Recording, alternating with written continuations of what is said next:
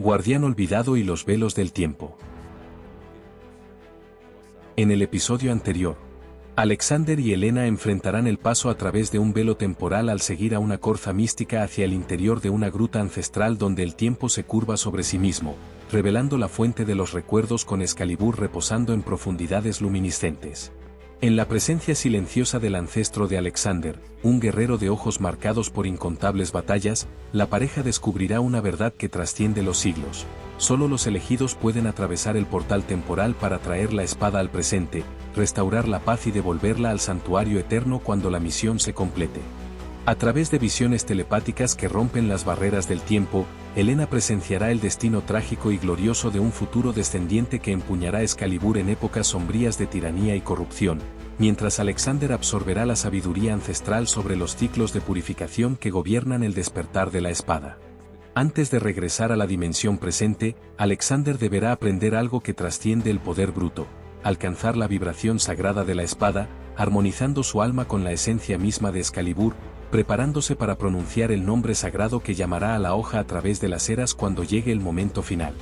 En este nuevo episodio, descubriremos juntos cómo, al regresar del interior sagrado de Thule, Alexander y su grupo descubrieron a Sostrato manteniendo una vigilia solitaria frente a una hoguera eterna, revelando una fractura temporal que los había separado en distintos flujos de tiempo, mientras la tripulación de la Aletheia enfrentaba 3 días aterradores siendo puesta a prueba por una bestia de las profundidades.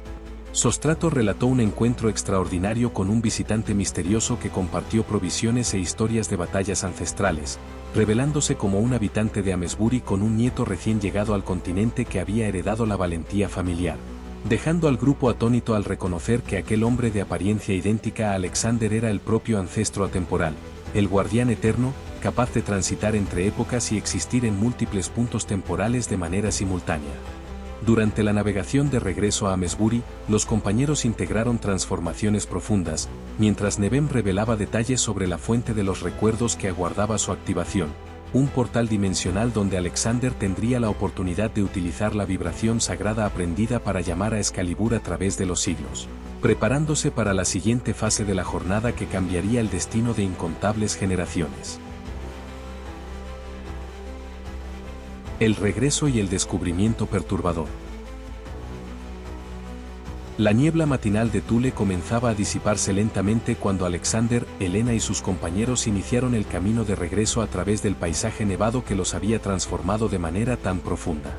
Cada paso que daban parecía resonar no solo en la nieve compactada bajo sus botas, sino también en dimensiones invisibles a su alrededor, como si la propia isla estuviera registrando su paso en algún libro cósmico de visitantes que osaron beber de sus aguas sagradas y emerger renacidos. El aire estaba impregnado de una quietud que trascendía el simple silencio físico. Era la quietud de un lugar que existe entre mundos, una tierra que no pertenece por completo a la realidad consensuada que la mayoría de los mortales habita. Alexander se sentía distinto, no solo en su mente o en su corazón, sino en su propia sustancia, como si las moléculas de su cuerpo hubieran sido reorganizadas en una configuración más elevada, más luminosa, más capaz de percibir las corrientes sutiles que fluyen a través de toda la existencia. Helena caminaba a su lado en un silencio contemplativo, con los dedos rozando ocasionalmente los de él en gestos discretos de conexión y complicidad. Aún llevaba dentro de sí la visión del futuro descendiente que empuñaría Excalibur en tiempos de gran oscuridad, una verdad que había decidido guardar en su corazón como un secreto sagrado, aguardando el momento adecuado para revelarla. Sus ojos, normalmente tan expresivos y abiertos, contenían ahora profundidades que antes no estaban allí, capas de comprensión que trascendían las palabras y que solo podían comunicarse a través de los silencios compartidos entre almas que verdaderamente se conocen. Observaba a Alexander de soslayo, viendo no solo al hombre que amaba, sino también el linaje que se extendía a través de él, pasado y futuro convergiendo en su forma presente, un nudo temporal donde fuerzas ancestrales y destinos venideros se entrelazaban en patrones de complejidad imposible de mapear por completo. Fue al rodear una formación rocosa familiar y abrirse la vista hacia la playa donde la Aletheia permanecía anclada cuando Alexander sintió el primer escalofrío de incomprensión recorrerle la espalda. Allí, exactamente donde habían partido, o donde creían haber partido, ardía una hoguera con una intensidad imposible para algo que debería haberse apagado hacía días, sus llamas danzando alegres contra el cielo gris como si se burlaran de las leyes naturales de consumo y extinción. Y frente a aquel fuego eterno, sentado sobre una roca en postura de profunda meditación, se encontraba Sostrato. El leal compañero permanecía completamente inmóvil, con los ojos fijos en las llamas hipnóticas, la respiración tan lenta y controlada que parecía haber entrado en un estado alterado de conciencia donde el tiempo y el espacio perdían su significado convencional. La visión resultaba al mismo tiempo reconfortante, pues Sostrato estaba visiblemente vivo y aparentemente bien, y profundamente perturbadora por razones que Alexander apenas comenzaba a comprender. El impacto de la comprensión alcanzó a Alexander con la fuerza de un rayo atravesando un cielo despejado. Sus pasos vacilaron, y todo su cuerpo tembló, no por el frío físico, sino por un horror existencial ante lo que se había revelado. «¡Por los dioses!», exclamó, con la voz quebrada por una mezcla de culpa, asombro y confusión absoluta. ¿Cómo partimos y vivimos todo lo que nuestros ojos vieron sin darnos cuenta de que Sostrato no caminaba con nosotros? Las palabras brotaron como lamento y acusación a la vez. Lamento por haber fallado a un hermano de armas, acusación dirigida a las fuerzas invisibles que manipulaban percepciones y recuerdos como si fueran arcilla maleable. Helena apoyó la mano en el brazo de Alexander, sintiendo la tensión de sus músculos, la angustia que amenazaba con envolverlo. Ella también procesaba la misma revelación terrible. En ningún momento durante toda la travesía por la montaña, a través de la gruta encantada, bebiendo de las aguas sagradas, presenciando transformaciones profundas, Sostrato había estado presente. ¿Cómo era posible? ¿Cómo habían fallado todos en percibir su ausencia? Antes de que continúes sumergiéndote con nosotros en esta jornada mística, querido oyente, me gustaría hacerte una petición especial que nace del corazón. Si esta historia está resonando con algo profundo dentro de ti, si estas palabras están tocando tu alma de alguna manera significativa, por favor dedica un momento a dar me gusta a este vídeo. Dejar un comentario compartiendo lo que sientes y suscribirte al canal Romance en Alta Mar.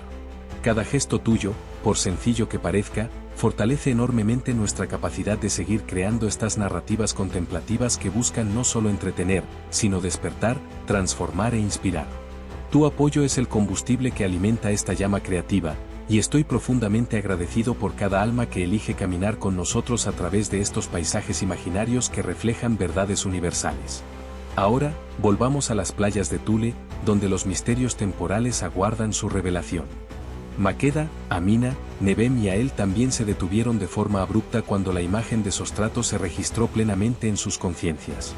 Cada uno atravesó el mismo proceso de choque e incomprensión, escarbando frenéticamente en sus recuerdos en busca de algún momento en el que hubieran percibido o cuestionado la ausencia de Sostrato, encontrando solo vacíos donde esas memorias deberían existir. Era como si sus mentes hubieran sido editadas por una mano invisible, con ciertos hechos borrados u oscurecidos por una niebla de olvido que solo ahora comenzaba a disiparse. Nebem, con su conciencia druídica recientemente despertada, fue el primero en comprender la verdadera magnitud de lo ocurrido. Thule no opera bajo leyes temporales comunes, murmuró, más para sí mismo que para los demás.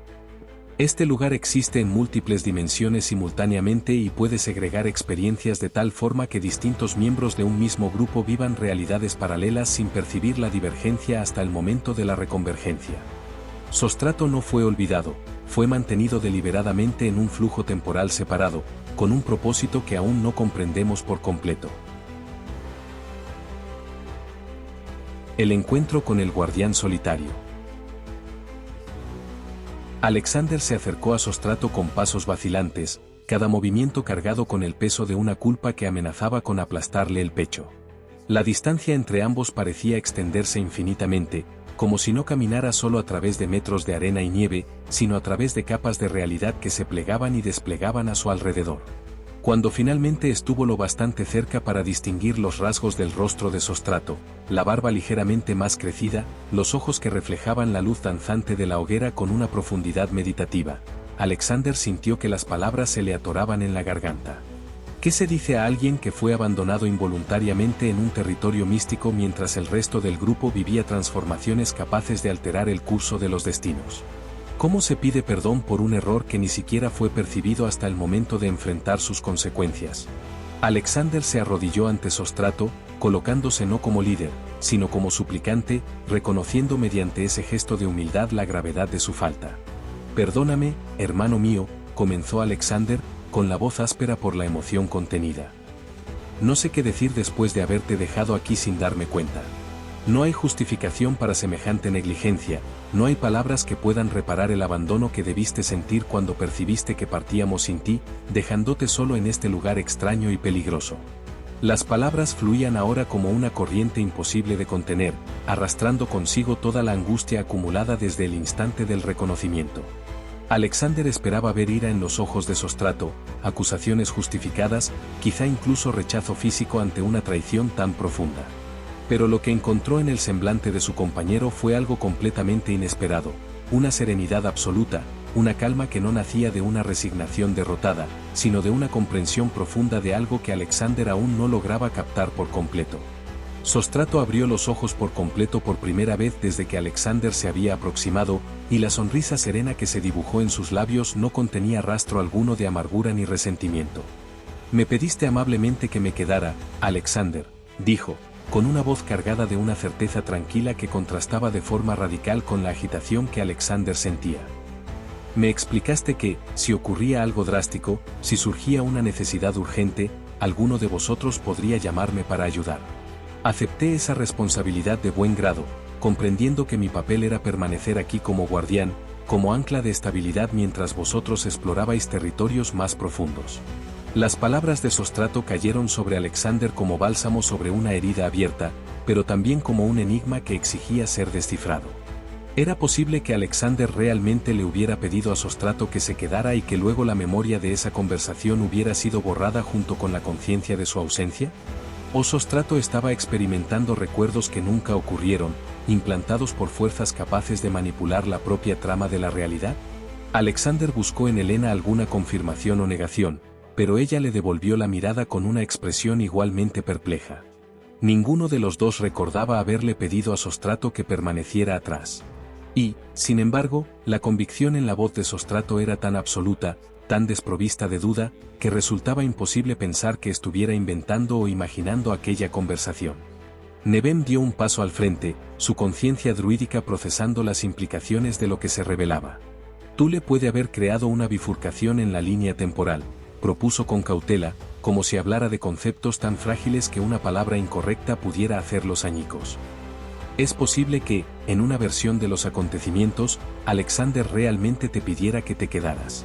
Y en otra versión, la que nosotros experimentamos, esa conversación nunca tuvo lugar.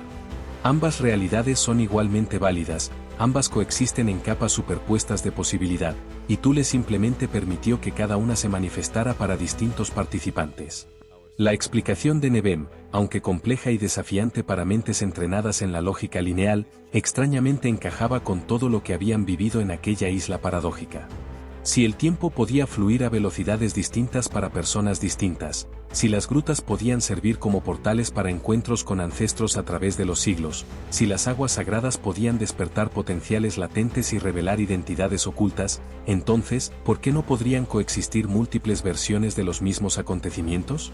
Alexander sintió que su comprensión de la realidad volvía a expandirse, acomodando ideas que apenas unas semanas atrás le habrían parecido imposibles. Extendió la mano hacia Sostrato, ya no como súplica de perdón, sino como gesto de reconocimiento entre iguales que habían compartido una experiencia extraordinaria, aunque cada uno hubiera vivido facetas radicalmente distintas de ella. ¿Cuánto tiempo permaneciste sentado en esta piedra?, preguntó Alexander, con una curiosidad genuina por la experiencia de Sostrato durante la separación temporal. La pregunta parecía simple, objetiva, anclada en una medición convencional del paso del tiempo. Pero la respuesta de Sostrato revelaría la primera gran fractura en la realidad consensuada que todos aún intentaban sostener. Sostrato inclinó ligeramente la cabeza, como si la pregunta le resultara extraña, como si la respuesta fuera tan obvia que no debería necesitar explicación. «Solo pasó una noche desde que os despedisteis, ¿no es así?», respondió, con auténtica confusión. «Partisteis cuando el sol empezaba a ponerse, encendí esta hoguera, pasé la noche en meditación manteniendo la vigilia, y ahora regresáis con el amanecer del nuevo día. ¿No fue así como ocurrió?». El silencio que siguió a sus palabras era tan denso que parecía poder cortarse con un cuchillo, mientras cada miembro del grupo procesaba la imposibilidad de lo que acababan de oír. La revelación del velo temporal. Alexander sintió el suelo oscilar bajo sus pies, como si la propia tierra de Thule se moviera en oleadas lentas y nauseabundas. ¿Solo una noche? ¿Sostrato creía de verdad que había pasado apenas una única noche desde que se separaron? La discrepancia entre esa percepción y la realidad vivida por Alexander era tan vasta que su mente luchaba por encontrar una estructura conceptual capaz de albergar ambas como verdaderas al mismo tiempo. Creo que al menos ha pasado una semana, murmuró Alexander, con una voz cargada no de acusación, sino de un asombro profundo. Escalamos montañas, entramos en grutas encantadas, bebimos de fuentes sagradas, pasamos una noche entera inmersos en aguas termales contemplando la aurora boreal. Sostrato, fueron días de travesía, días de experiencias que nos transformaron de maneras que apenas estamos comenzando a comprender. Hizo un gesto hacia los demás compañeros, buscando confirmación de que no estaba perdiendo la razón, de que sus recuerdos eran reales y no un sueño colectivo inducido por fuerzas místicas.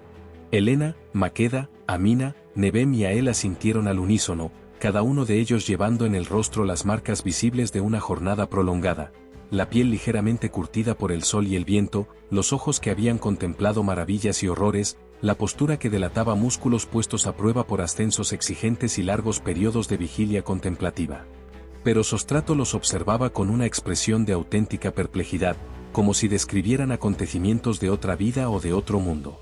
Para él, el sol se había puesto, había encendido la hoguera, entrado en un profundo estado meditativo, como solía hacer durante las vigilias nocturnas, y luego, lo que le pareció apenas un instante después, el sol comenzaba a elevarse nuevamente y sus compañeros regresaban. No existía ningún vacío en su experiencia, ningún día perdido ni horas no contabilizadas. Su flujo temporal había sido continuo, ininterrumpido, lineal, de una forma que el de los demás claramente no lo había sido. Nebem se acercó a la hoguera, sus ojos de druida estudiando las llamas con una atención que iba más allá de la percepción común. El fuego ardía con una intensidad constante, sin mostrar signos de agotamiento ni necesidad de ser alimentado con más leña. Y, sin embargo, la pila de madera junto a la hoguera permanecía intacta, como si ningún tronco hubiera sido consumido pese a las horas, o semanas, de combustión continua. Este fuego no obedece a las leyes naturales del consumo, observó Nebem, con la voz impregnada de admiración reverente. Fue encendido no solo con madera física, sino con intención mística, quizá por la propia Thule o por las entidades que custodian este lugar. Su propósito no era únicamente proteger a Sostrato de la hipotermia, era marcar un punto de anclaje temporal, un faro que mantenía la conexión entre distintos flujos del tiempo incluso cuando divergían de forma dramática en velocidad y dirección. Pasó la mano cerca de las llamas sin tocarlas, sintiendo el calor, pero también algo más sutil, una vibración energética que trascendía la temperatura física. Sostrato se levantó lentamente de la piedra donde había mantenido la vigilia, sus músculos protestando apenas tras horas de inmovilidad, pero sin mostrar la rigidez extrema que producirían días de inactividad. Su cuerpo confirmaba su experiencia temporal, había estado allí una noche, no una semana. Y, sin embargo, Alexander y los demás llevaban en sus cuerpos evidencias igualmente convincentes de una travesía prolongada. Ambas realidades eran verdaderas. Ambas habían ocurrido. La única diferencia era que habían sucedido en capas distintas del tiempo, capas que Thule había permitido coexistir sin cruzarse hasta ese momento de reconvergencia. Entonces, ¿realmente vivisteis días de aventuras mientras que para mí fue solo una noche? Preguntó Sostrato, comenzando por fin a comprender la magnitud de la anomalía temporal. Su voz no expresaba resentimiento por haber quedado al margen de esas experiencias, sino una fascinación genuina ante la extrañeza de lo sucedido. Alexander asintió con gravedad y apoyó la mano en el hombro de Sostrato en un gesto de fraternidad y respeto. Y creo que tu papel como guardián aquí, manteniendo este punto de anclaje, fue tan crucial como cualquier transformación que experimentamos allí arriba, dijo, comprendiendo ahora con creciente claridad que nada de lo ocurrido había sido accidental ni arbitrario. Sin ti manteniendo la vigilia aquí, quizá no habríamos logrado regresar por completo. Tal vez habríamos quedado atrapados en bolsas temporales sin un ancla que nos devolviera a la continuidad lineal. No fuiste abandonado, Sostrato, se te confió una misión que requería una fortaleza de carácter distinta, pero igual de importante. Sus palabras trajeron consuelo no solo a Sostrato, sino también a Alexander, aliviando la culpa que había cargado desde el instante del descubrimiento. Elena dirigió la mirada hacia la aletheia, anclada en las aguas tranquilas más allá de la playa, con su casco balanceándose suavemente al ritmo de las olas. Algo en esa visión la inquietaba, una sensación de que aún aguardaban más revelaciones cuando volvieran a embarcar. Podía percibir capas de misterio todavía sin desplegar, secretos que Thule guardaba y que solo se revelarían de forma gradual, en el momento y de la manera adecuados. Necesitamos regresar al barco, dijo con suavidad, con una urgencia que no nacía del pánico, sino de una comprensión intuitiva de que habían permanecido en Thule el tiempo suficiente, de que la isla ya les había concedido sus bendiciones y revelaciones, y que ahora era momento de partir antes de que una estancia prolongada trajera consecuencias que preferían evitar. A bordo podremos hablar mejor de todo lo que nos ha ocurrido. Y sospecho que hay más historias por compartir de las que imaginamos. El despertar de la tripulación adormecida. Cuando pisaron la cubierta de la Aletheia, la escena que se reveló ante ellos era tan perturbadora como el descubrimiento de Sostrato manteniendo una vigilia solitaria. Toda la tripulación, todos los marineros que habían permanecido custodiando el barco mientras el grupo exploraba el interior de Thule, estaba esparcida por la cubierta en posiciones que sugerían que habían caído donde se encontraban, como marionetas a las que se les hubieran cortado las cuerdas de manera abrupta. No estaban simplemente durmiendo el sueño natural de hombres cansados tras turnos de guardia, estaban sumidos en un letargo tan profundo que sus respiraciones eran casi imperceptibles, sus rostros pálidos como el mármol, sus cuerpos completamente inmóviles de una forma que recordaba más a la muerte que al descanso. Alexander sintió un terror helado oprimirle el corazón. ¿Habrían sido víctimas de alguna plaga que había barrido el barco mientras estaban ausentes? ¿Habrían sido atacados por fuerzas invisibles que drenan la vida sin dejar marcas físicas? Están vivos, declaró Nevem rápidamente, arrodillándose junto al marinero más cercano y colocando los dedos sobre su cuello para comprobar el pulso. El corazón late, aunque más lentamente de lo normal. Están respirando, aunque de forma superficial. No es muerte ni una enfermedad común, es sueño inducido, un sueño místico del tipo que he visto mencionado en antiguos textos druídicos. Alguien o algo los puso en este estado, probablemente para protegerlos de experiencias que sus mentes no estaban preparadas para procesar. Comenzó a sacudir suavemente al marinero, llamándolo por su nombre, intentando atravesar las capas de inconsciencia que lo envolvían como un sudario invisible. Pero el hombre no respondía, permaneciendo tan inerte como antes, atrapado en algún lugar entre la vigilia y el sueño, un estado que trascendía a ambos.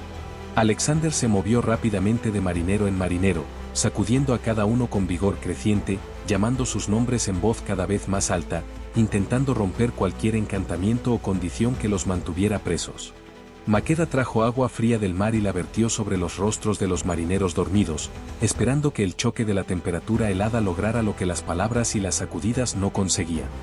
A él, utilizando sus dones de sanador recién despertados, colocó las manos sobre las frentes de varios tripulantes, tratando de sentir y diagnosticar la naturaleza exacta de la condición que los afligía. Amina comenzó a entonar cánticos en una lengua antigua, palabras de poder que su herencia vital le había enseñado, invocando fuerzas naturales para restaurar el equilibrio y devolver la conciencia a quienes habían sido privados de ella. Gradualmente, dolorosamente despacio, los marineros comenzaron a despertar. Fue como observar estatuas de piedra transformarse lentamente de nuevo en carne viva, primero un temblor en los párpados, luego una respiración que se volvía más profunda y regular, finalmente gemidos bajos de confusión mientras la conciencia regresaba de cualquier abismo en el que había sido sumergida. Sus ojos, cuando por fin se abrieron, estaban vidriosos y desorientados, recorriendo la cubierta familiar como si la vieran por primera vez, como si hubieran despertado en un mundo completamente distinto del que conocían. El primer marinero que logró sentarse agarró el brazo de Alexander con fuerza desesperada, clavando los dedos en la carne como garras, y su voz salió ronca y quebrada. ¿Cuánto tiempo? ¿Cuánto tiempo hemos estado dormidos? ¿Días? ¿Semanas? Todo está confuso, los recuerdos se mezclan con sueños que no logro distinguir de la realidad. Alexander ayudó al hombre a ponerse de pie, sosteniendo su peso hasta que las piernas temblorosas pudieron volver a soportarlo. Tranquilo, amigo mío, dijo con una gentileza que contrastaba con la urgencia que sentía. Ahora están a salvo. Están despiertos. Pero necesitamos que nos cuenten qué ocurrió aquí mientras estábamos ausentes. ¿Qué fue lo último que recuerdan antes de caer en ese sueño? Miró a su alrededor a los demás marineros, que también luchaban por recuperar la plena conciencia, cada uno pasando por el mismo proceso confuso de reorientación, intentando separar recuerdo de sueño, vigilia de inconsciencia, pasado de presente. Sus rostros mostraban no solo desorientación física, sino también un trauma psicológico que sugería que habían presenciado o experimentado algo que desafiaba la comprensión racional. Uno de los marineros más veteranos, un hombre de barba canosa que había servido en decenas de expediciones peligrosas y que rara vez mostraba miedo, comenzó a temblar violentamente a medida que recuerdos reprimidos empezaban a emerger a través de las capas del olvido protector. «La bestia», susurró, con la voz cargada de un terror primordial que ninguna cantidad de experiencia o valentía podía suprimir por completo. Hubo una bestia de las aguas, algo vasto y antiguo que surgió de las profundidades durante la noche. Durante 3 días nos atormentó, golpeando el casco de la Aletheia con una fuerza que hacía temblar todo el barco, como si intentara, no sé, poner a prueba nuestra resistencia, juzgar nuestra dignidad, o simplemente aterrorizarnos hasta el punto de quiebre. Otros marineros comenzaron a sentir sus propios recuerdos activándose con sus palabras, los rostros empalideciendo aún más mientras revivían mentalmente el terror de aquellos 3 días. El relato del terror en las profundidades. El marinero de barba canosa se dejó caer contra el mástil del barco, con las piernas cediendo finalmente bajo el peso combinado del agotamiento físico y de los recuerdos traumáticos que ahora inundaban su conciencia con una claridad terrible. Comenzó la primera noche después de que ustedes partieran, continuó, con la voz cobrando fuerza a medida que se comprometía a relatar todo lo que habían vivido. Estábamos realizando nuestra guardia habitual, turnándonos como siempre, manteniendo los ojos atentos ante cualquier amenaza que pudiera surgir de esta tierra extraña. Y entonces, cerca de la medianoche, cuando las estrellas brillaban con una intensidad que jamás había visto en ningún otro lugar, oímos el primer golpe. No fue el ruido común de algo chocando accidentalmente contra el casco, fue un impacto deliberado, controlado, que venía desde abajo con una fuerza calculada para causar alarma sin provocar daño inmediato. Cerró los ojos, reviviendo mentalmente aquel primer instante de terror, cuando comprendieron que no estaban solos en las aguas que rodeaban a la Aletheia. Otro marinero tomó la palabra, un joven cuya edad no lo había preparado para enfrentar los horrores cósmicos que acechan en las profundidades no cartografiadas. Corrimos hacia las bordas, empuñando arpones y lanzas, tratando de ver qué había bajo la superficie. Pero las aguas de Thule son oscuras incluso bajo la luz de las estrellas, y todo lo que alcanzábamos a distinguir eran sombras, sombras tan colosales que hacían que nuestro barco pareciera diminuto, sombras que se movían con una inteligencia y un propósito que ningún pez ni ballena común habría demostrado jamás. Y entonces llegó el segundo golpe, esta vez más fuerte, y luego un tercero, estableciendo un ritmo que continuaría durante 3 días enteros. Golpe tras golpe, siempre lo suficientemente fuerte como para mantenernos en un estado de alerta constante, pero nunca lo bastante como para perforar el casco o causar un daño estructural serio. Era como si, dudó, buscando palabras para un concepto difícil de expresar, como si la criatura nos estuviera poniendo a prueba, evaluando nuestro valor, midiendo nuestra resistencia psicológica. Elena sintió un escalofrío recorrerle la espalda mientras escuchaba los relatos. Cruzó una mirada significativa con Neven, ambos reconocían un patrón familiar que emergía. Así como el grupo que había explorado el interior de Thule fue puesto a prueba mediante jornadas transformadoras y revelaciones desafiantes, la tripulación que permaneció con el barco también había sido sometida a su propia forma de prueba. Las fuerzas que gobernaban aquella isla paradójica no permitían que nadie la visitara sin atravesar algún tipo de iniciación, sin que su carácter fuera medido y templado. Pruebas distintas para personas distintas, pero todas al servicio del mismo propósito fundamental: separar a quienes eran dignos de portar conocimientos sagrados de aquellos que aún no estaban preparados para tal responsabilidad. ¿Lograron ver algo de la criatura más allá de las sombras?, preguntó ella con suavidad, deseosa de comprender por completo la naturaleza de lo que habían enfrentado. El marinero más veterano negó con la cabeza, con la frustración claramente marcada en el rostro. Solo vislumbres fragmentados que no llegaban a formar una imagen coherente. Algo con escamas que brillaban con una luminiscencia extraña cuando, en ocasiones, rompía la superficie. Algo de un tamaño que sugería una criatura mucho mayor que cualquier animal marino que conozcamos de las aguas más al sur. Y los ojos, por los dioses, aquellos ojos cuando logramos verlos por un instante, no eran ojos de pez carentes de inteligencia. Eran ojos que pensaban, que observaban, que juzgaban. Era como ser observado por una conciencia antigua y poderosa que veía a través de todas nuestras máscaras y pretensiones hasta el núcleo verdadero de quienes éramos. Volvió a estremecerse, no de frío, sino por el recuerdo de aquella mirada penetrante que había despojado a su alma de todas las defensas e ilusiones. Durante 3 días no logramos dormir adecuadamente, continuó otro marinero, retomando el hilo del relato. Nos turnábamos en las guardias, pero incluso quienes debían estar descansando no conseguían cerrar los ojos por más de unos minutos antes de que otro golpe contra el casco los arrancara de nuevo a una vigilia tensa. Nuestras manos quedaron permanentemente aferradas a armas que sabíamos inútiles contra un enemigo que nunca se rebelaba por completo, que combatía no en el plano físico, sino en el psicológico. Y a medida que los días pasaban, conforme el agotamiento se acumulaba capa tras capa, comenzamos a ver cosas que no podían estar realmente allí. ¿O quizás sí lo estaban? En Thule, ¿cómo separar la alucinación de una visión genuina de realidades alternativas? Veíamos figuras caminando sobre las aguas alrededor del barco, oíamos voces cantando en lenguas que nunca habíamos aprendido, pero que de algún modo comprendíamos en lo más profundo de nuestras almas. Alexander sintió una profunda compasión por aquellos hombres que habían sido sometidos a una prueba tan intensa mientras él y los demás experimentaban sus propias transformaciones en las alturas de la isla. ¿Y luego?, preguntó con suavidad. ¿Qué ocurrió después de esos 3 días? ¿Cómo pasaron de una vigilancia aterradora al sueño profundo en el que los encontramos? El marinero más viejo miró sus propias manos como si pertenecieran a otra persona, intentando acceder a recuerdos que parecían envueltos en una niebla de olvido parcial. Fue extraño, murmuró finalmente. En el tercer día, cuando creíamos que no podríamos soportar ni un segundo más de aquel tormento constante, cuando algunos de nosotros comenzábamos a considerar seriamente la posibilidad de lanzarnos al mar para enfrentar a la bestia directamente solo para acabar con la incertidumbre, algo cambió. Sentimos un sopor descender sobre nosotros como un manto pesado e irresistible. No fue un sueño natural, fue como si una fuerza externa decidiera que la prueba había terminado, que habíamos sido debidamente evaluados y que ahora merecíamos descanso. El visitante misterioso de Sostrato. Mientras la tripulación seguía procesando los recuerdos fragmentados de sus pruebas acuáticas, Sostrato, que hasta entonces había permanecido en un silencio contemplativo, finalmente se manifestó.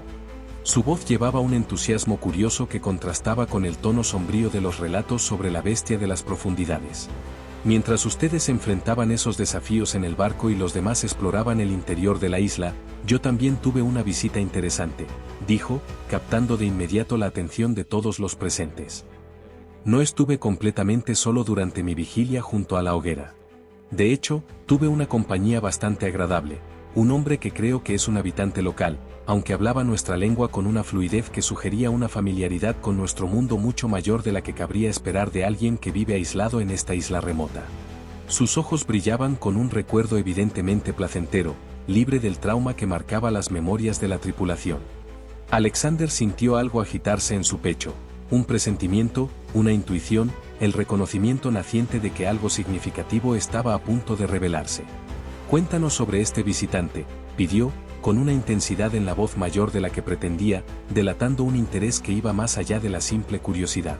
Sostrato asintió y se acomodó con mayor comodidad contra la borda del barco mientras ordenaba sus recuerdos de aquella noche que, para él, había sido solo una, pero que ahora sabía que correspondía a mucho más tiempo en la experiencia de los demás.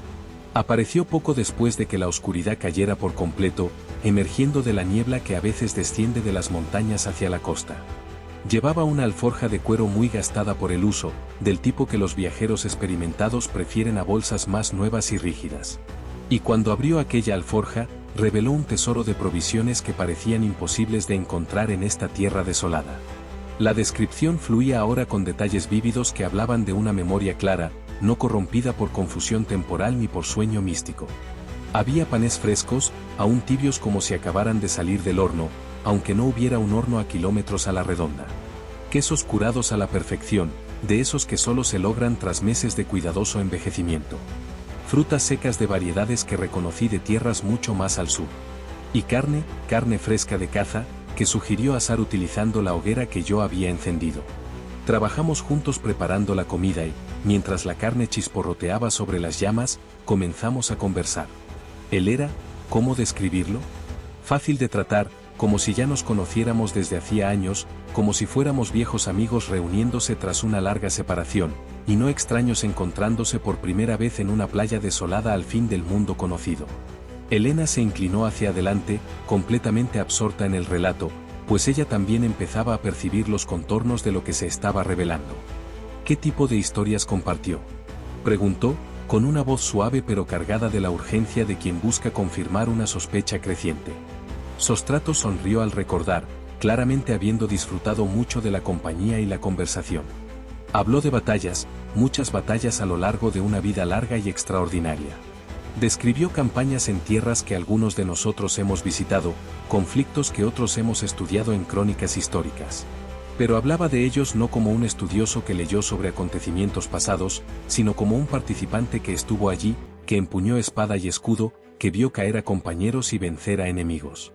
Sobrevivió a todas esas batallas, enfatizó, aunque llevaba cicatrices, tanto visibles como invisibles, que daban testimonio del precio de esa supervivencia. También mencionó haber navegado por estos mares sin fin, continuó Sostrato, gesticulando vagamente hacia las aguas oscuras que rodeaban Thule. Habló de corrientes traicioneras y de tormentas capaces de destrozar embarcaciones más pequeñas que el Aletheia, de criaturas marinas, algunas maravillosas, otras aterradoras, que habitan profundidades que ningún hombre ha sondeado por completo. Y luego dijo algo que me hizo prestar especial atención. Sostrato hizo una pausa dramática, saboreando el momento antes de revelar el detalle más crucial. Dijo que su linaje es originario de Amesbury, que algunos de sus descendientes navegaron más al sur y echaron raíces en otras tierras, pero que la conexión con Amesbury permanece fuerte a través de las generaciones.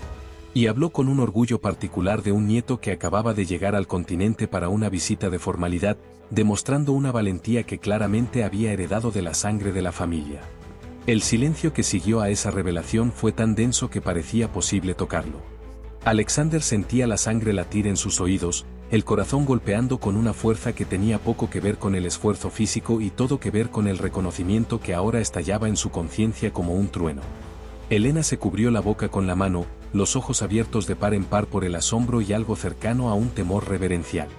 Nevema sintió lentamente, como si la pieza final de un rompecabezas cósmico acabara de encajar en su lugar. Maqueda y Amina intercambiaron miradas de mutua comprensión, sus sensibilidades viccanas permitiéndoles percibir la magnitud de lo que se estaba revelando incluso antes de que todas las implicaciones fueran plenamente articuladas. Pero aquí está el detalle más intrigante, dijo Sostrato, completamente ajeno a la tormenta de reconocimiento que sus palabras habían desencadenado en los demás. Este hombre se parecía extraordinariamente a ti, Alexander. La misma estructura facial fuerte, la misma línea de la mandíbula, los mismos ojos que parecen ver más allá de la superficie de las cosas. Si no supiera más, habría jurado que estaba mirando a tu hermano mayor, o quizá a tu padre, aunque había algo en él, una cualidad intemporal, una presencia que trascendía la edad física, que hacía imposible estimar cuántos años había vivido realmente. Y, sin embargo, en toda nuestra conversación, que duró horas mientras compartíamos comida e historias bajo las estrellas, nunca mencionó su propio nombre. Nunca ofreció los nombres de los miembros de su familia. Era como si esa información fuera a la vez irrelevante y peligrosa, como si los nombres tuvieran un poder que debía guardarse con cuidado en lugar de repartirse casualmente entre extraños. La revelación del ancestro atemporal. La risa comenzó suavemente con Elena, una risa no de burla, sino de admiración reverencial ante la elegancia con la que las fuerzas cósmicas tejían patrones a través del tiempo y el espacio. Maqueda se unió enseguida, seguida por Amina, cuya sonrisa llevaba la sabiduría de quien comprende que los misterios más profundos se revelan por capas, nunca todos a la vez. Nevem no rió, pero sus ojos brillaban con una luz que hablaba de comprensión profunda y de aprecio por la maestría con la que el universo orquestaba coincidencias que no lo eran en absoluto. A él cerró los ojos en un gesto de gratitud silenciosa, reconociendo la mano de fuerzas divinas guiando los acontecimientos de maneras que superaban cualquier planificación meramente humana. Incluso Alexander, aún procesando la revelación, sintió una sonrisa asomar a sus labios, la sonrisa de alguien que acababa de recibir la confirmación de verdades que sospechaba, pero que aún no se había atrevido a creer por completo. Sostrato miraba a su alrededor a sus compañeros con una expresión de total confusión, completamente perdido ante la causa de aquella reacción. ¿Qué ocurre? ¿Qué dije que resulta tan gracioso?, preguntó, con la voz cargada de una mezcla de perplejidad genuina y una leve irritación por quedarse al margen de una broma que todos los demás parecían comprender. Alexander se acercó a Sostrato y apoyó ambas manos sobre sus hombros en un gesto de fraternidad y de compartir una verdad que cambiaría de forma fundamental la comprensión de Sostrato sobre la naturaleza de la realidad. «Mi querido hermano», comenzó Alexander, con la voz impregnada de una emoción que mezclaba admiración, gratitud y un asombro profundo. «El hombre que te visitó no era simplemente un habitante local de Thule. Él era, o es, pues el tiempo parece no significar para él lo mismo que para nosotros, mi ancestro». La revelación cayó sobre Sostrato como una ola helada, arrasando su confusión y sustituyéndola por una comprensión creciente que empezaba en los márgenes de su conciencia y avanzaba lentamente hacia el centro. «¿Tu ancestro?», repitió despacio, probando las palabras, dejándolas rodar en su mente mientras revisaba los recuerdos de su conversación nocturna bajo una nueva luz de entendimiento. «¿Quieres decir, el guerrero ancestral que encontraste en la gruta cuando atravesaste el velo temporal? ¿Aquel que custodia Excalibur en la fuente de los recuerdos a través de los siglos?». Alexander asintió con gravedad, confirmando lo que Sostrato ya comenzaba a comprender. «El mismo. Y ahora sabemos que no existe solo en un pasado distante o en un plano dimensional separado.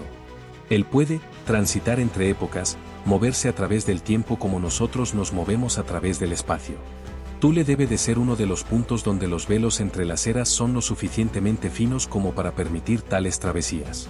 Elena añadió su propia voz a la revelación, ofreciendo una perspectiva adicional que había ido tomando forma en su mente. «Y considera el mensaje que compartió contigo, Sostrato. Habló de un nieto que acababa de llegar al continente, demostrando una valentía heredada de la familia. Ese nieto es Alexander». El ancestro hablaba de su propio descendiente a través de incontables generaciones, reconociendo en Alexander la continuación del linaje de guerreros que él inició, o del cual él mismo forma parte. Pero lo hizo sin revelar identidades, sin romper misterios que aún no debían ser completamente desvelados, ofreciendo reconocimiento y bendición disfrazados de una conversación casual sobre una familia lejana. La elegancia de aquello, la manera en que el ancestro había encontrado la forma de estar presente, de ofrecer provisiones y compañía, de bendecir la travesía sin violar los protocolos cósmicos que gobiernan tales interacciones a través del tiempo, resultaba sobrecogedora. Nevem, aprovechando una pausa en la conversación, ofreció una interpretación druídica que situaba los acontecimientos en un contexto aún más amplio. En las tradiciones antiguas que los druidas preservan, existe el concepto de los guardianes eternos, seres que, por méritos extraordinarios o por propósitos cósmicos específicos, trascienden las limitaciones normales de la vida mortal. No se vuelven inmortales en el sentido de vivir para siempre en el flujo lineal del tiempo, sino que adquieren la capacidad de existir en múltiples puntos temporales de manera simultánea, sirviendo como anclas de continuidad a través de las eras. Tu ancestro, Alexander, parece ser uno de esos raros guardianes. Tal vez su conexión con Excalibur, una espada que ella misma existe fuera del tiempo normal, le concedió esa capacidad. O quizás siempre tuvo el potencial para tal trascendencia y Excalibur simplemente catalizó la manifestación plena de ese potencial. Sostrato se dejó caer lentamente hasta sentarse en la cubierta, con las piernas cruzadas, procesando la magnitud de lo que se estaba revelando. Entonces, cuando estaba sentado junto a aquella hoguera compartiendo carne asada e historias bajo las estrellas, estaba en presencia de un ser que trasciende la muerte, que camina a través de los siglos como nosotros caminamos por las habitaciones de una casa. Su voz llevaba una admiración que rozaba el temor. Y eligió pasar ese tiempo conmigo, un simple guerrero sin linajes especiales ni destinos grandiosos, solo porque yo estaba allí manteniendo la vigilia. Alexander sonrió, reconociendo la humildad genuina en las palabras de Sostrato, pero deseando corregir una percepción equivocada. No eres simple, amigo mío. Nadie que forme parte de esta travesía es simple ni común. Cada uno fue elegido, cada uno tiene un papel que desempeñar. Y el ancestro reconoció eso en ti, así como lo reconoce en todos nosotros. La conversación fue interrumpida por uno de los marineros que ya se había recuperado lo suficiente del sopor místico como para retomar algunas de sus funciones. Señor Alexander, llamó desde la proa del barco, el viento es favorable y las corrientes parecen invitarnos a partir. Si vamos a dejar Thule y regresar a Amesbury, este sería un momento propicio para levar anclas. Su voz llevaba una urgencia sutil, como si intuyera que una permanencia prolongada en Thule, después de haber recibido sus bendiciones y pruebas, podría acarrear consecuencias menos benévolas. Las islas místicas tienen sus propias reglas de hospitalidad, y los visitantes sabios saben cuándo ha llegado el momento de agradecer y partir antes de que la bienvenida se transforme en prisión. Alexander miró a su alrededor a sus compañeros y vio en sus rostros el mismo reconocimiento.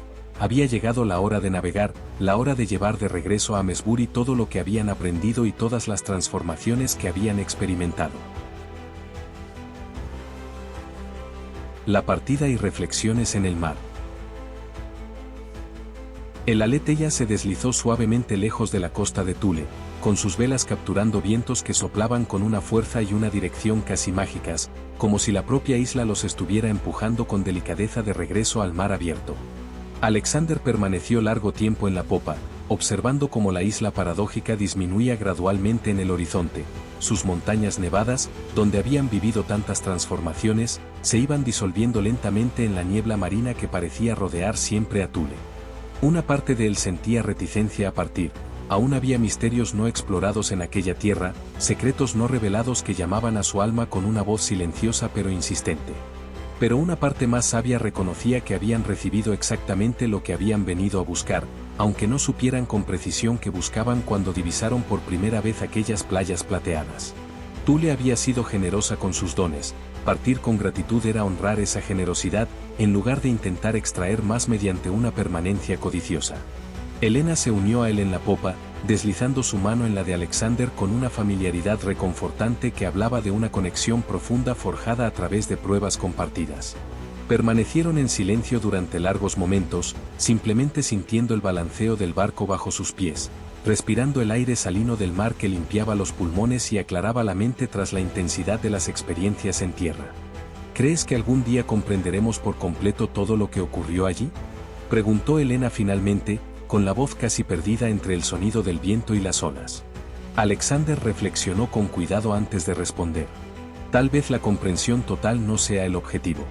Quizá algunas experiencias estén destinadas a permanecer parcialmente misteriosas, conservando esa cualidad de asombro y reverencia que nos recuerda que hay mucho más en el universo de lo que nuestras mentes pueden captar o categorizar por completo. Lo que importa es que hemos sido transformados, que cada uno de nosotros lleva ahora dones y comprensiones que antes no poseía. En los días siguientes, mientras el Aletheia navegaba con firmeza rumbo a Amesbury, el grupo pasó incontables horas compartiendo y comparando experiencias, tratando de tejer una narrativa coherente a partir de hilos aparentemente inconexos de acontecimientos extraordinarios. Nevem reveló más sobre su identidad druídica recién despertada, compartiendo fragmentos de conocimiento ancestral que ahora fluían a través de él como un río que por fin había encontrado su cauce natural. Habló de la fuente de los recuerdos que los aguardaba en Amesbury, de aquel portal dimensional que sería la clave de la siguiente fase de su travesía con Excalibur. Describió rituales que debían realizarse, alineaciones planetarias que habría que observar y preparativos que cada uno tendría que emprender antes de intentar activar ese antiguo portal y traer a Excalibur plenamente a través de los velos que separan el pasado del presente. Maqueda y Amina pasaban largas horas juntas, madre e hija por fin libres para expresar un amor que había sido contenido bajo roles sociales apropiados.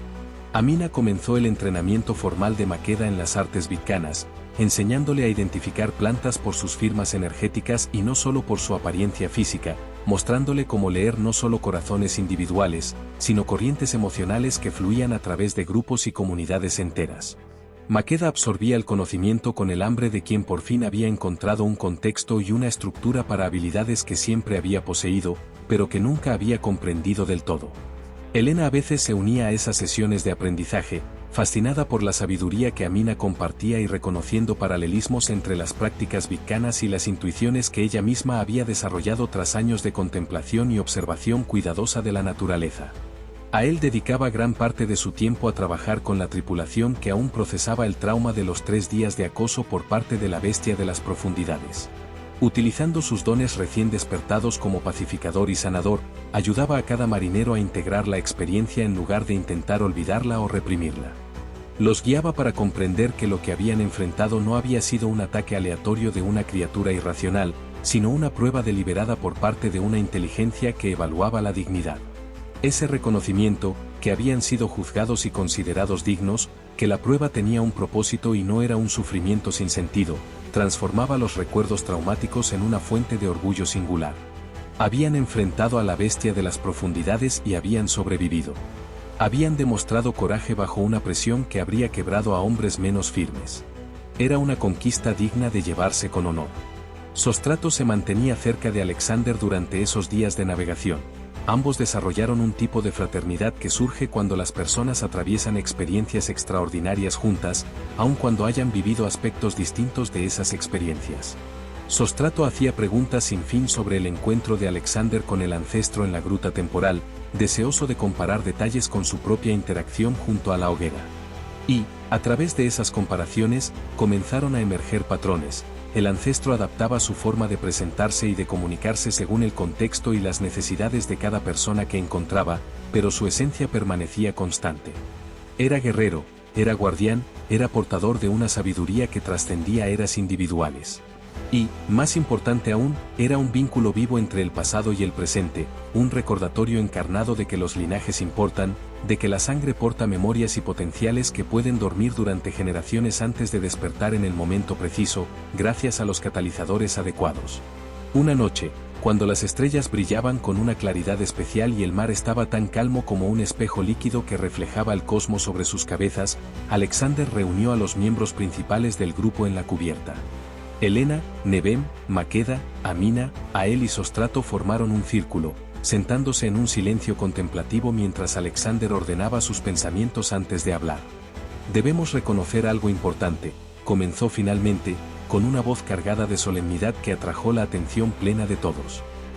Ya no somos simplemente un grupo de individuos que comparten el objetivo común de encontrar Excalibur.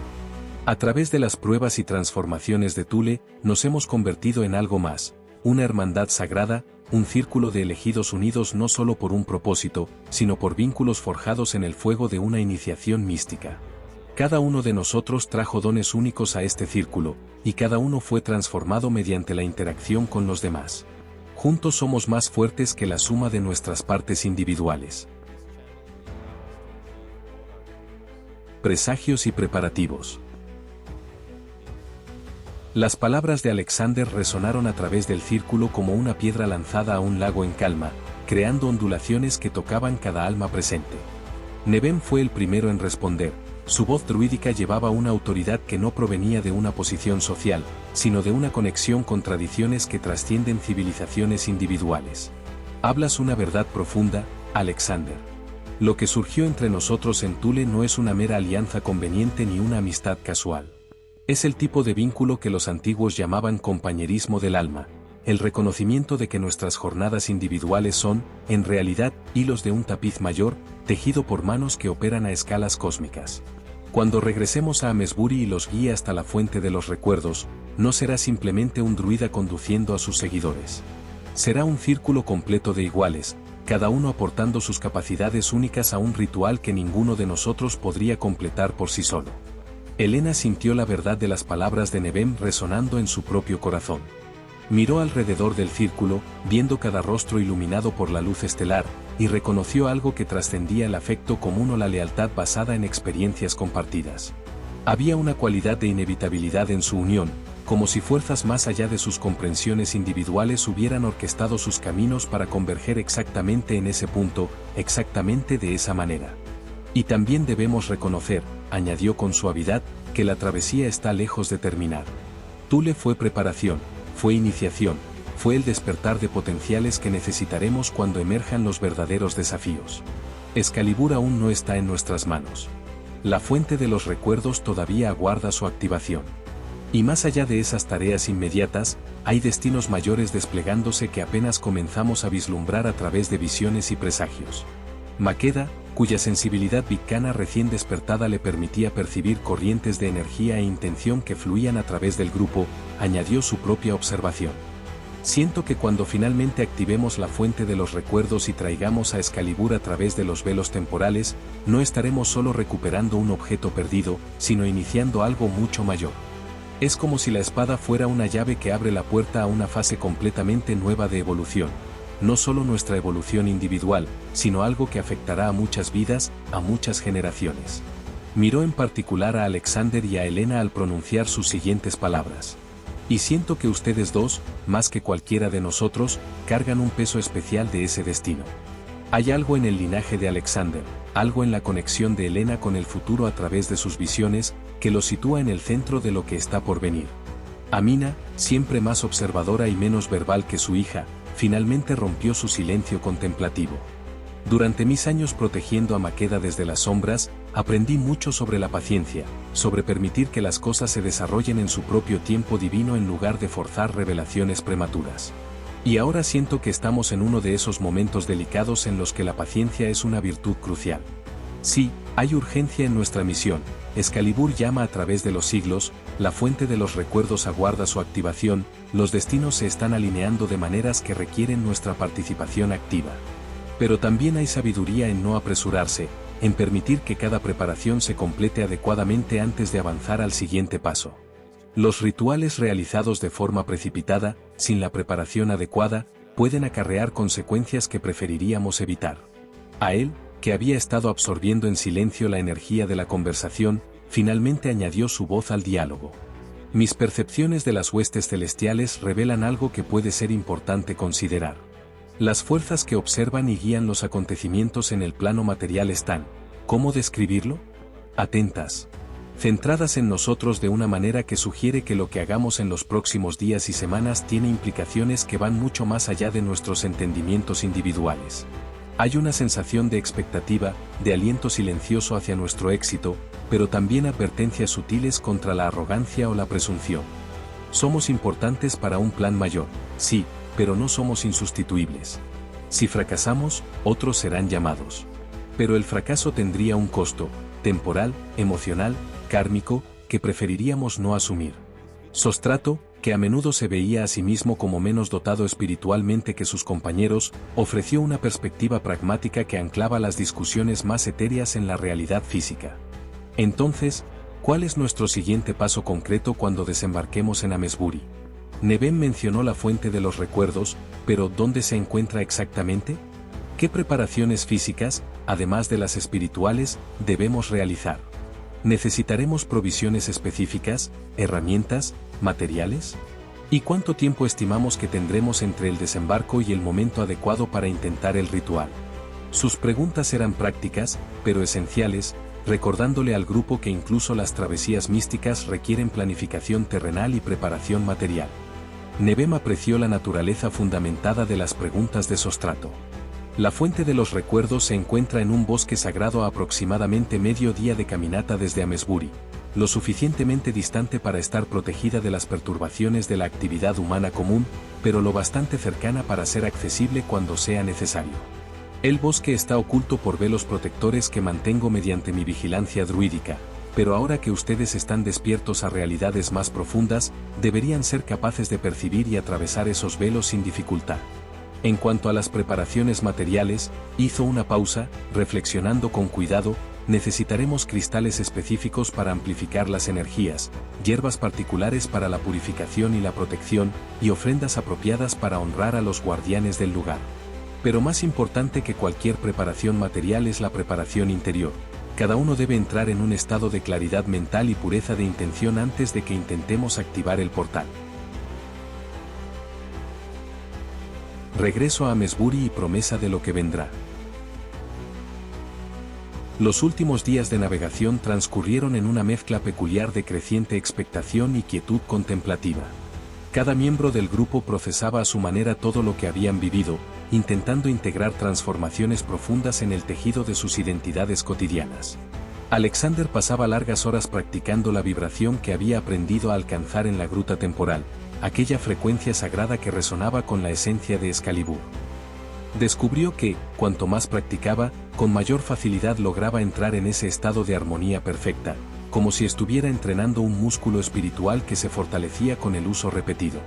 Sabía que, cuando llegara el momento de pronunciar el nombre sagrado de la espada y llamarla a través de los velos, necesitaría alcanzar esa vibración de forma instantánea, sin vacilación ni esfuerzo.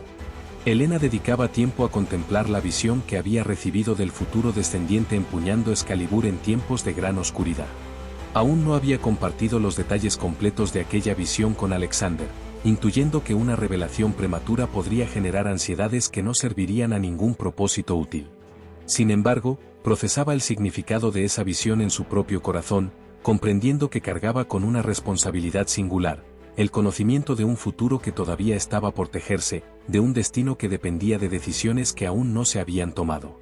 A veces sorprendía a Alexander observándola con una expresión inquisitiva, percibiendo claramente que ella guardaba secretos, pero siempre respetando su elección de mantener ciertos conocimientos en reserva hasta el momento adecuado para compartirlos. Cuando finalmente avistaron en el horizonte la costa familiar de Amesbury, la sensación que recorrió al grupo fue compleja, alivio por regresar a un territorio conocido tras aventuras en tierras místicas, pero también extrañeza al reconocer que ellos mismos habían cambiado tanto que incluso los lugares familiares ahora parecían distintos. Amesbury era la misma ciudad que habían dejado, pero ellos ya no eran las mismas personas que habían partido. Como quienes regresan de una guerra o de una peregrinación transformadora, llevaban dentro experiencias que los separaban de aquellos que se habían quedado en casa viviendo vidas ordinarias. No era un sentimiento de superioridad, sino el simple reconocimiento de que ciertos tipos de vivencias crean distancias que no pueden cruzarse por completo mediante una mera descripción verbal. El desembarco fue eficiente y sin ceremonia. Los marineros que habían custodiado el Aletheia durante las pruebas con la bestia de las profundidades ahora se movían con una nueva confianza y coordinación, como si la experiencia los hubiera forjado en un equipo más cohesionado. Edith esperaba emocionada desde hacía días, siempre atenta a la visión de una vela en el mar abierto a lo lejos. Apenas los botes tocaron el agua, Helena fue la primera en desembarcar, pues había visto a su tía desde la orilla, y un buen abrazo maternal le vendría muy bien en ese momento. Maqueda y Amina la siguieron, y luego Alexander, quien agradeció a Edith por todo lo que había hecho por él, por Helena y por todos los presentes. Alexander dispuso que se reabastecieran las provisiones y se realizaran reparaciones menores en el barco, pero dejó claro que no planeaban permanecer en Amesbury por mucho tiempo antes de partir nuevamente hacia la siguiente fase de la travesía.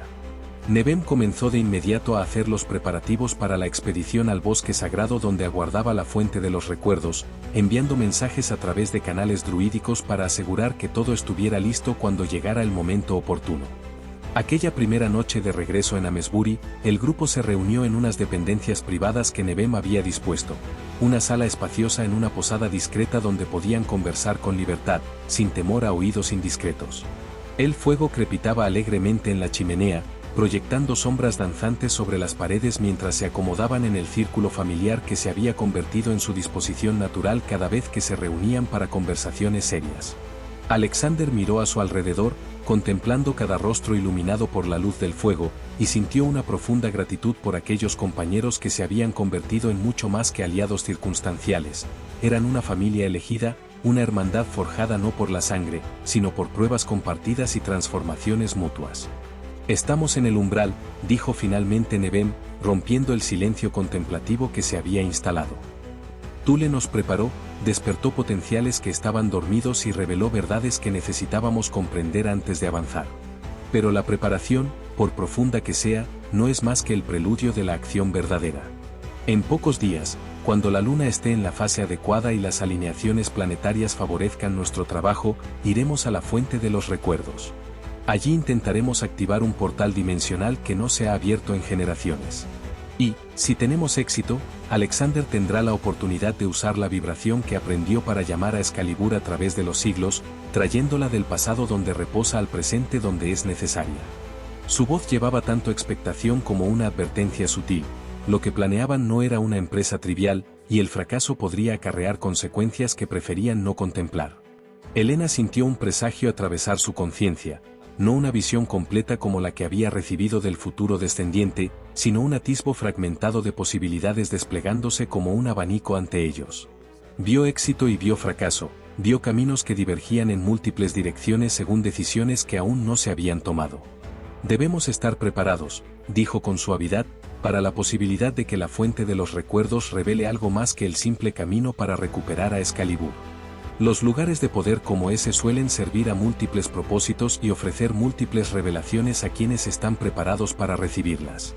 Cada uno de nosotros puede encontrar allí algo distinto, desafíos únicos, dones únicos, verdades únicas que necesitaremos integrar antes de poder cumplir verdaderamente los destinos que nos aguardan. El grupo asintió en silencio, reconociendo la sabiduría de las palabras de Elena. Habían aprendido en Thule que las travesías místicas rara vez se desarrollan exactamente como se planean, y que incluso los planes más cuidadosos deben permanecer lo suficientemente flexibles como para acoger las sorpresas que las fuerzas mayores introducen inevitablemente. Maqueda miró a su madre a su lado, viendo en Amina un modelo de paciencia y confianza que ella misma estaba aprendiendo a cultivar. A él sintió a las huestes celestiales observando con atención intensificada, como si también aguardaran con expectación para ver cómo se desarrollarían los acontecimientos. Sostrato simplemente sintió una profunda gratitud por ser incluido en un círculo de personas tan extraordinarias, por haber sido considerado digno de participar en una misión que claramente tenía una importancia cósmica. Cuando finalmente se retiraron para el descanso necesario tras días de navegación, cada uno llevaba consigo la sensación de estar en un punto de inflexión, un momento en el que todo lo anterior había sido preparación y todo lo que vendría después sería cumplimiento. El aire de Amesbury parecía cargado de expectación, como si la propia ciudad reconociera que algo significativo estaba a punto de ocurrir dentro de sus fronteras.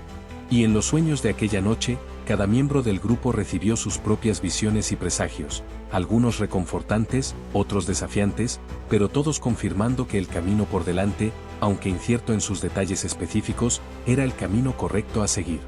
La travesía hacia Excalibur continuaba, y la fuente de los recuerdos aguardaba para revelar la siguiente capa de misterios que transformarían no solo sus vidas individuales, sino la propia trama del destino que los esperaba.